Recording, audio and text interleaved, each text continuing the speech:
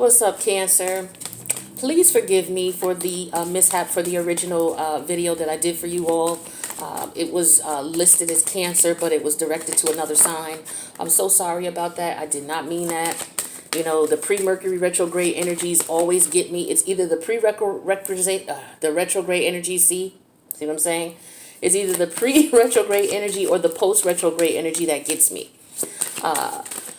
But what I'm talking about is we have Mercury retrograde in your 12th house, right? Let me show you the chart I drew for you guys. So this is going to be a Cancer reading, okay? We're talking about Mercury retrograde and the Sagittarius lunar eclipse. Now, if we draw a chart, anybody's chart, right?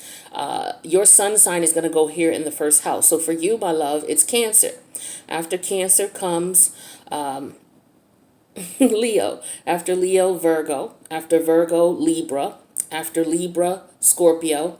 And then after Scorpio, Sagittarius. So we're going to be looking at the 6th house because that's where the lunar eclipse is going to be. And we'll talk about the lunar eclipse in a second. And then after Sagittarius comes Capricorn, then Aquarius, then Pisces, then Aries, then Taurus, and then Gemini. So Gemini is in your 12th house. So we're going to be looking at for you the 12th house and the 6th house. Now understand that when you have a natal chart, there are signs who are opposite of each other. They're called opposite polarities.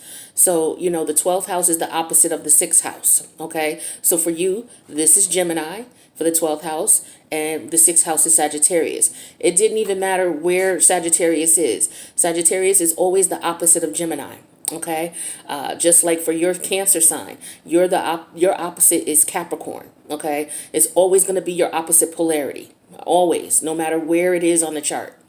So with that being said, let's talk about Mercury retrograde. So Mercury retrograde, it's the planet of Mercury. We're dealing with the planet of information, processing of information.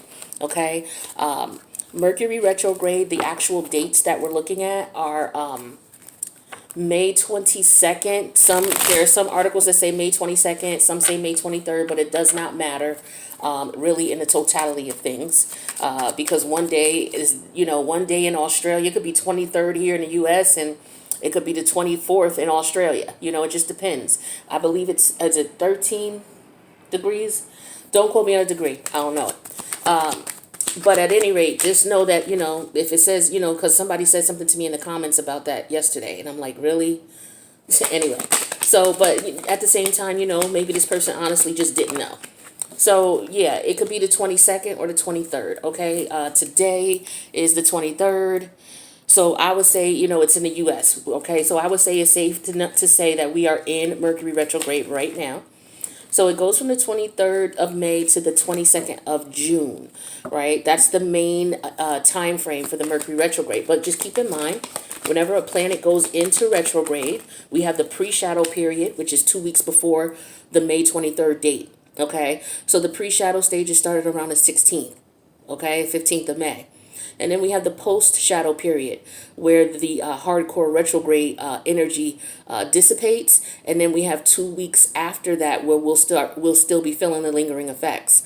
So in totality, the time frame for the entire Mercury retrograde with pre-shadow period and post-shadow period is around May 16th through July 6th. Okay, so I hope I made that clear and nobody's in the comments trying to correct me because I just broke it down. All right. So with that being said, let's talk about Mercury. Mercury is the planet of processing of information. It deals with logic. It does not deal with emotion or feeling. It is strictly about the processing of information. Okay. Mercury rules Gemini, so it's in the house of Gemini. Okay. So for you, Gemini is in your 12th house, right? So what does the 12th house deal with? The 12th house deals with, it deals with hidden enemies, okay? It deals with karma. It deals with institutions like jails, detention centers, places where people go to isolate from others. So insane asylums, alcohol rehabilitation centers. It deals with, like if you go to rehab, physical rehab like you broke your leg and you got to go off somewhere to rehab to a specialist. It deals with that. It deals with the nunneries and the monasteries and the hermit type energy where people go off to seclude themselves. Piscean energy deals with that. It also deals with psychic abilities, in your dreams, okay, and your creative imagination. So Mercury is going to be in retrograde here. So a lot of you are going to be experiencing dreams, weird dreams if you haven't already. I would write those dreams down if you can, and then see if you can just make sense of it in any way, shape, or form. If you can't, what you want to focus on is how the dream made you feel. Did it make you feel angry? Did it make you feel happy? Did it make you feel sad? Did it make you feel determined? Did it make you feel full of life? Or did it drain you? So if you can't remember a whole lot about the dream, really try to remember how it made you feel, because how it made you feel is a reflection of what you need to focus on in your life. So if it made you feel afraid, when you woke up, you frightened, somebody was trying to do something to you in your sleep, right? Or in the dream, somebody was trying to do something to you, and you wake up and you're like, damn, that shit was scary. Well, what you want to do is take that energy and look at, okay, well, what is it that's going on in my life that I'm really afraid of dealing with? You know what I'm saying? And just do some self-analysis. What is going on right now that I'm dealing with that's scaring me? So what happens is, with the Mercury energy, when it goes into retrograde, first of all, Mercury processes information. So the things that happen, information only, it processes it. Once it goes into retrograde, it stops processing information in the logical mind. And what it does is it focuses on things that don't belong there, where you may have some emotion tied up in that logic mind. Because remember, Mercury does not deal with emotion. So how did I put this? I'm trying to think, how can I put this? Because I did these videos, a week ago. Okay, so for example, let's talk about how the logic mind works versus the subconscious mind. Because Sagittarius deals with the higher mind. It can sometimes deal with the subconscious mind. Sagittarius is the foreign travel, where Gemini, remember I said they're opposite polarities, where Gemini is your local travel around your neighborhood, local travel around your country, where the opposite energy of Sagittarius is foreign travel. Mercury deals with the logical mind, okay, where Sagittarius deals with the higher mind. Mercury deals with your childhood formative education, so preschool to junior college or your 4-year college or local 4-year college, where Sagittarius deals with the PhDs and the masters. If you are a teacher, for example, it will fall under either house, right? Just depends on what you teach. So if you teach grade school up to college, it will fall under Mercury. If you teach PhD classes or courses, or you teach master's courses, it will fall under Sagittarius. If you wrote books, because writing deals with the polarities of the Gemini and Sagittarius energy. So if you wrote children's books or books, for schools, for pre-K to, college, it would be under the Mercury energy. Where if you wrote for PhD programs or you wrote for master's programs, it would be under the Sagittarius energy. Sagittarius deals with wisdom, okay, where Gemini deals with logic. So the average mind, in order to turn something into wisdom, you have to experience it, right?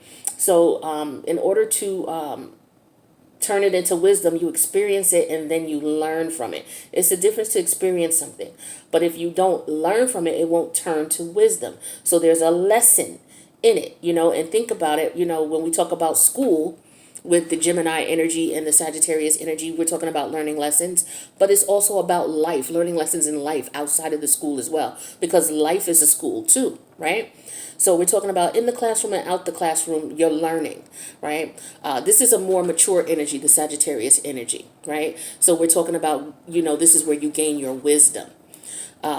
Also, the third house, Mercury rules Gemini, and Gemini deals with your family members, your extended family. So it's your sisters, your brothers, your stepbrothers, your stepsisters, your cousins, your aunties, your uncles, your grandma, your grandpa, the extended family, right? So that's what Mercury is dealing with here as well in your 12th house. So with that being said, let's talk about Sagittarius. The Sagittarius eclipse, okay?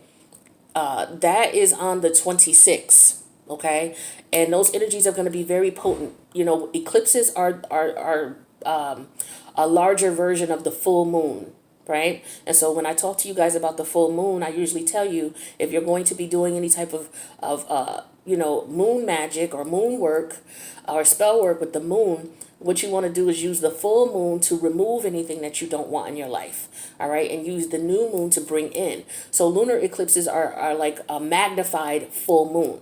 So you're going to use those lunar eclipse energies to remove and get rid of anything that you want in your life. Now, the Sagittarius lunar eclipse is going to occur on the 26th. So we talked about the opposite polarities of Mercury and Sagittarius and how they tie into each other. So I'm going to give you an example of how this works. And I gave this example in every video about how the logic mind processes information and sends it up so that you learn from the experience and it turns to wisdom. So say you're in a relationship with someone, right? Mercury is going to look at it as, okay, I'm in a relationship. There's no feeling to it. It's just processing of the information. The fact is, I'm in this relationship with this man, right? Or I'm in this relationship with this woman, whatever you prefer, right? So that information is in the logic mind, right? Anything that's logic, just information.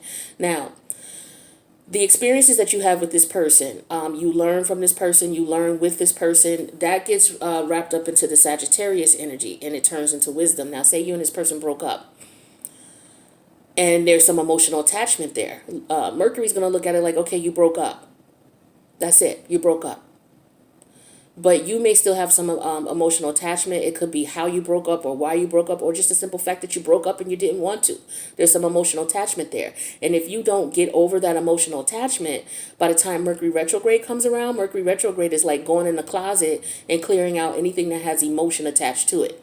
It's like, look, okay, you still holding emotion about this breakup? I'm going to need you to do something with that. So what Mercury will do is Mercury retrograde will say to you, hey, you still thinking about this person, and it'll represent this person in the forefront of your mind or in your dreams, because we're in the 12th house, which deals with your dreams and stuff. So some of you may be having dreams about people, places, and things that you still have unresolved emotional attachment to. So you will know what it is. Like you may say, well, I ain't having no dreams about nobody. I'm not, and that's fine because that means that maybe you're not emotionally still attached to anything. You've let things go and you've learned from them, and that's good.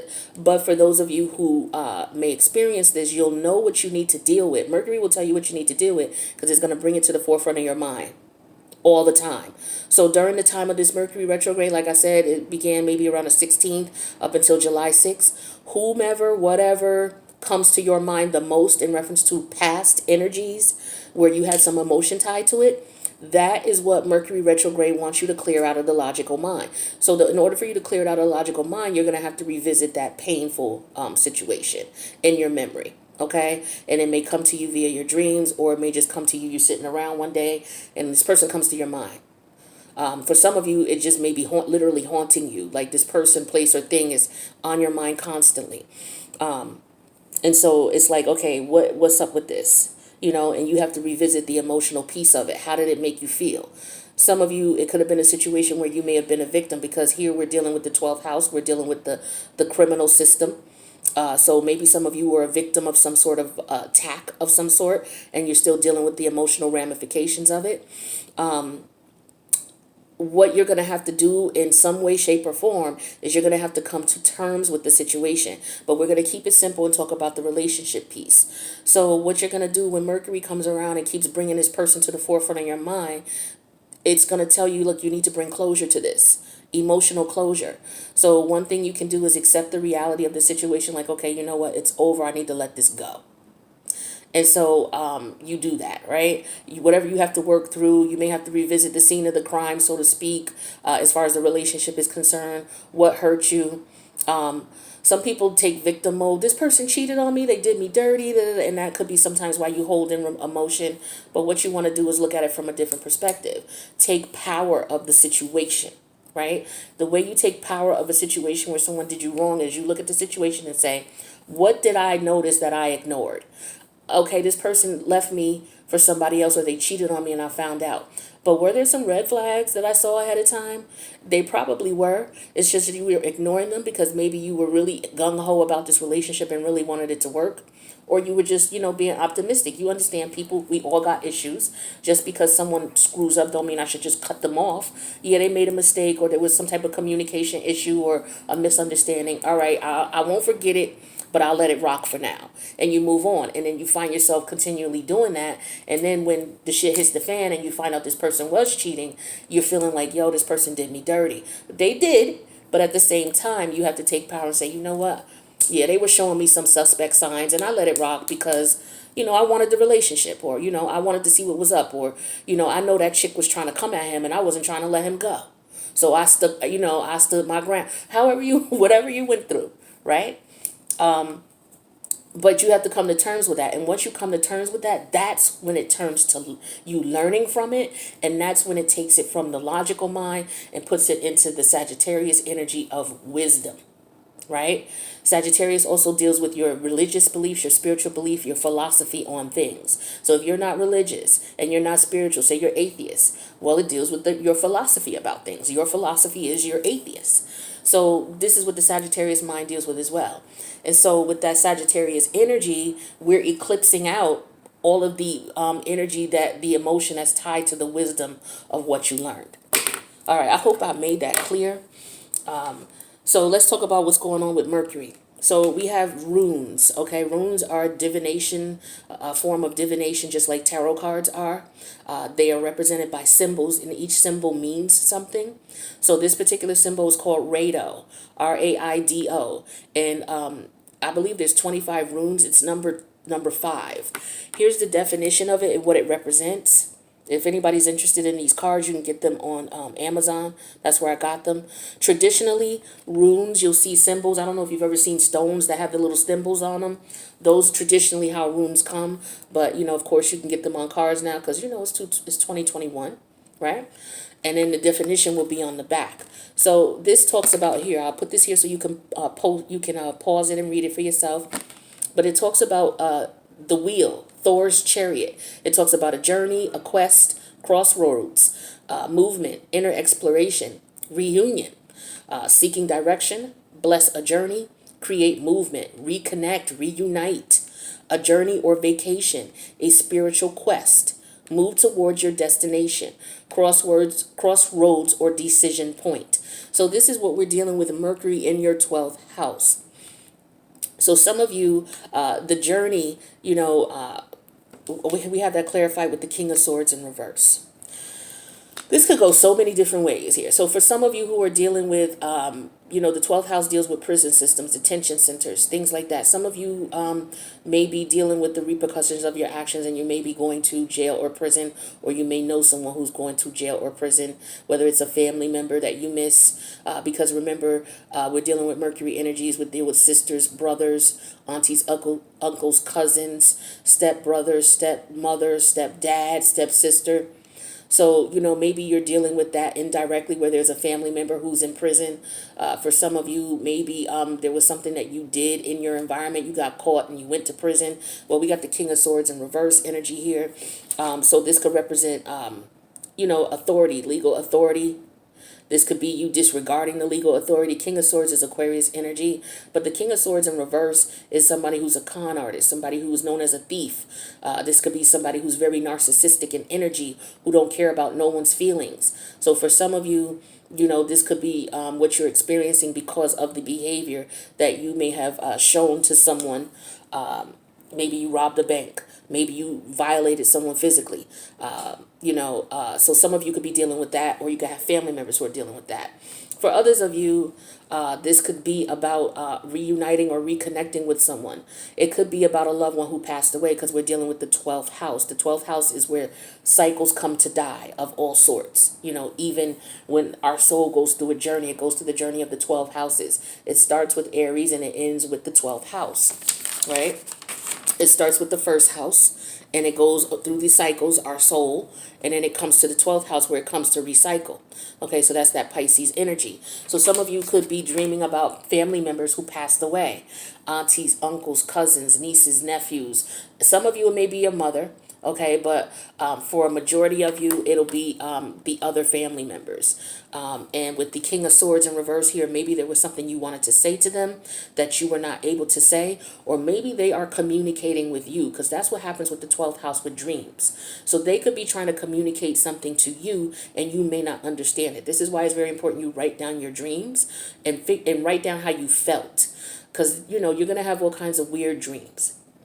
And some of the information is not going to be important. You may feel it's relevant, but it's not. The most important thing, the most important thing is the feelings that you have. Like if you have people in it you don't know, or it could be ancestors, okay? Because the 12th house could deal with that. So it could be some ancestors from your family. Again, because we're dealing with Mercury in the 3rd house, which deals with extended family. So yeah, some of you could be going through a ascension as well. You're changing some of the things that you went through in the past. You're learning from those things. There's some painful lessons.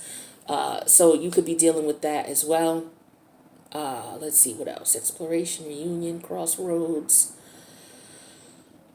Yeah, so the crossroads. So yeah, this is talking about dealing with people who may have passed away, family members.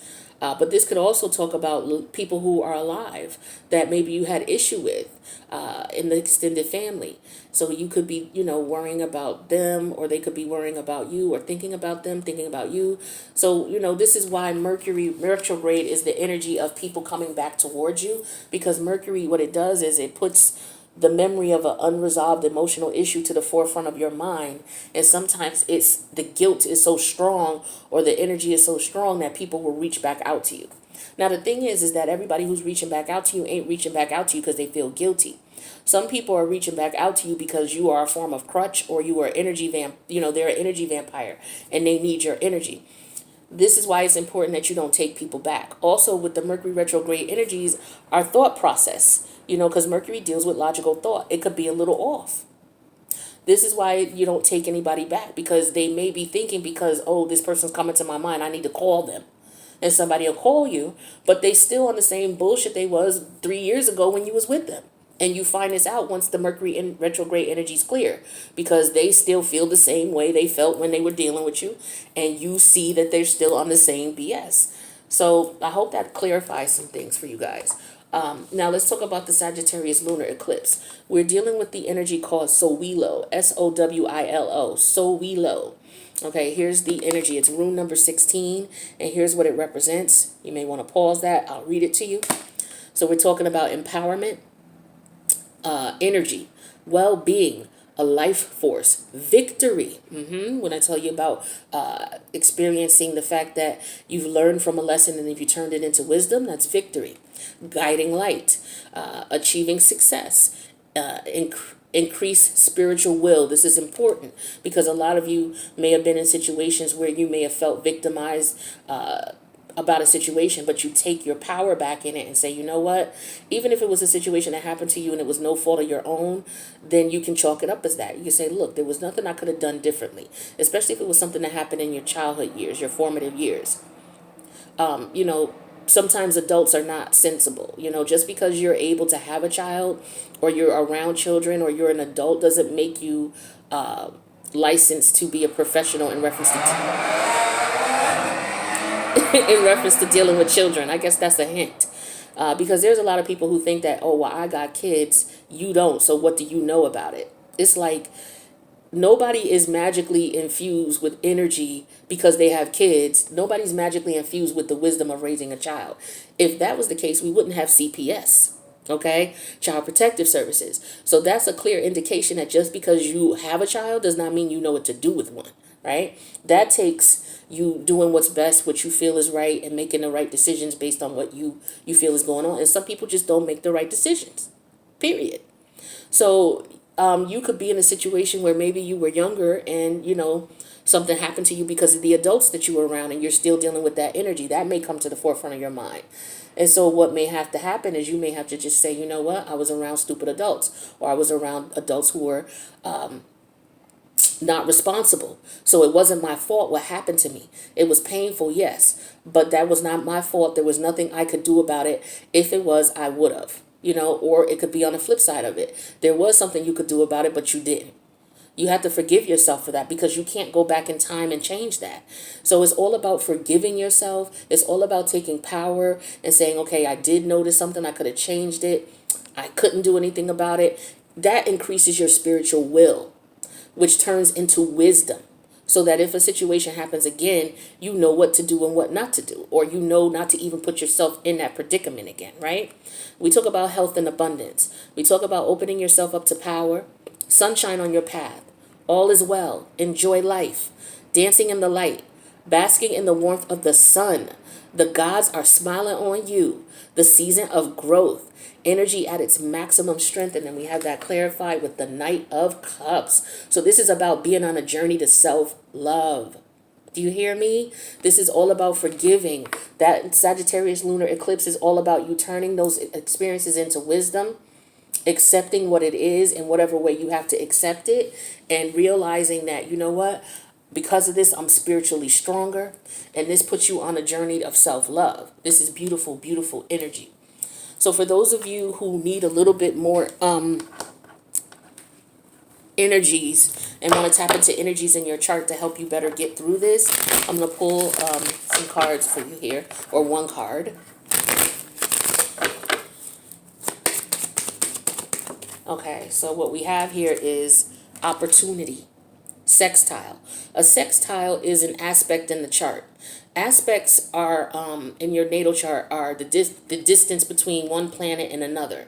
Okay, with the sextile opportunity, the sextile aspect, planets are 60 degrees apart from one another. Okay, so that means the energies can work together.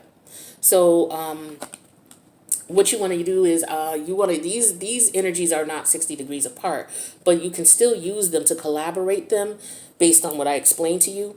Collaborate, assist, explain, provide, opportunity, synergize, create possibilities for, open doors, promises, bring insight into, communicate, welcomes, and develops. So what you want to do is use these energies together in order to help you. So again, I'm trying to explain this in like 30 minutes, but of course the situations you may have experienced, or the emotional impact of the negative things you may have experienced, could actually be more serious and may be more time consuming in trying to heal than what I'm describing. Like I said, this is just a general energy, but this is a place where you can start. If it was something that was not your fault, understand it wasn't your fault. It was nothing you can do about it. So step into your spiritual power and accept that. If it was something you could have done differently, then accept that you could have did something differently. If you can apologize to someone, apologize to them. If they say, okay, I don't want your apology, then okay, cool.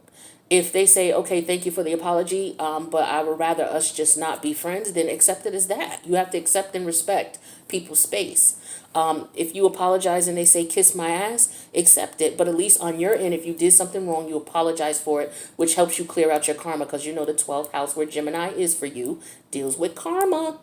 So some of you are going to be getting karma from some negative information or some negative situations you might have participated in. Some of you are going to be getting retribution, in reference to the things that you've experienced.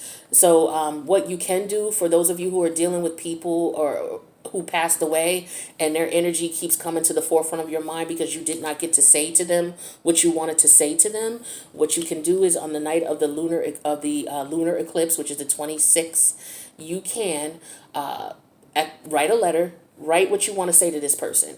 Okay, write what you want to say. This is whether the person is alive and you don't know where they are, or this person has passed away and you can't communicate with them in the physical realm. You can write a letter to this person, and at midnight of the night of the lunar eclipse, you go out at night and you call on your whomever, God, your ancestors, your spirit guides, guardian angels, call on them and ask them to call on the spirit guides of this person and say their name, and then read the letter and then burn it. Just because someone is not in the physical form does not mean that they are not alive. If this person is communicating with you through your dreams, they're trying to connect with you from the dimension that they're in. But because you're on a third dimension, it won't come through in a manner in which I can come knock on your door, I can call you on the phone, but they're calling you telepathically. You understand? So you can communicate with them and they will get the message, right?